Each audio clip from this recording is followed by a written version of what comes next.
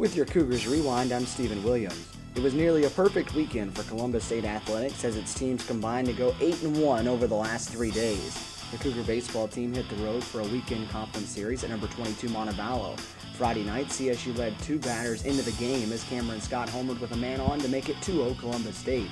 Montevallo then scored the next 5 runs, taking a 5-2 lead into the ninth.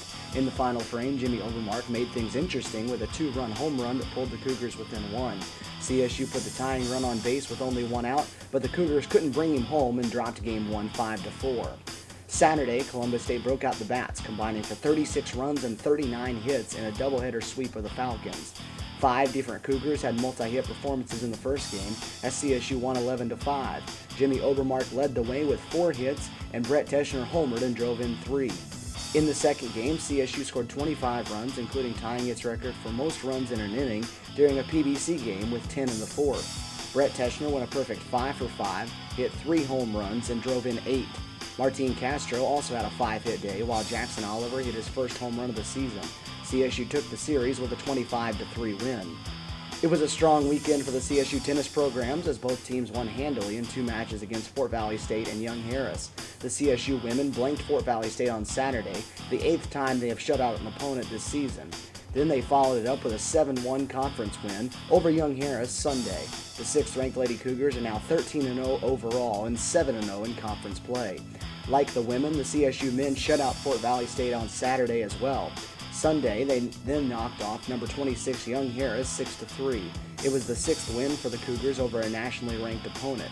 The 7th-ranked CSU men are 11-1 and 5-1 in conference. Columbus State softball hosted Flagler Sunday in a Peach Belt Conference doubleheader. Trying to bounce back from 2 losses to Armstrong Wednesday, the 24th-ranked Lady Cougars struck first in Game 1 as Corey Waugh hit her conference-leading 12th home run of the year. Morgan Knight homered later in the game to provide some cushion for CSU. Molly Russell tossed a complete game shutout, allowing just 4 hits for her 11th win as Columbus State took Game 1 3-0. CSU scored first in Game 2 as well as Corey Waugh scored in the opening inning to put the Lady Cougars in front. Flagler evened the game with a run in the 4th with an RBI double. In the bottom of the 6th, Kristen Carr led the inning off with her 6th home run of the season, giving CSU a 2-1 lead and ultimately the victory. Taylor Turner started the game, allowing 1 run over 5 innings. Molly Russell then closed it out with 2 shutout innings and earned her 12th win. The Columbus State track and field teams began their season Saturday in Atlanta at the Morehouse Relays. The women swept the 10,000-meter race, taking home the top 5 positions. Caroline Rotiche defended her title from last season, winning the race. Freshman Christina Del Pesce began her collegiate career with a win in the 1,500-meter race, while senior Laquita Daniel took home the title in the 200 meters. Whitney Riles also took home first in the javelin throw. The CSU men also won the 10,000 meters as Ryan McFall and Heath Lamb finished 1 and 2. Sophomore Nathan Reeves came in second in the 1,500 meters. The track and field teams will compete again this week at the Emory Invitational. The 8th-ranked CSU men's golf team hits the links again today as they compete in the Bobcat Invitational in Eatonton, Georgia.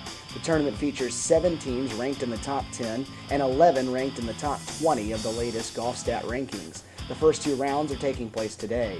Stay up to date on the latest in Columbus State athletics on Facebook at facebook.com/CSU Cougars and on Twitter by following @CSU Cougars.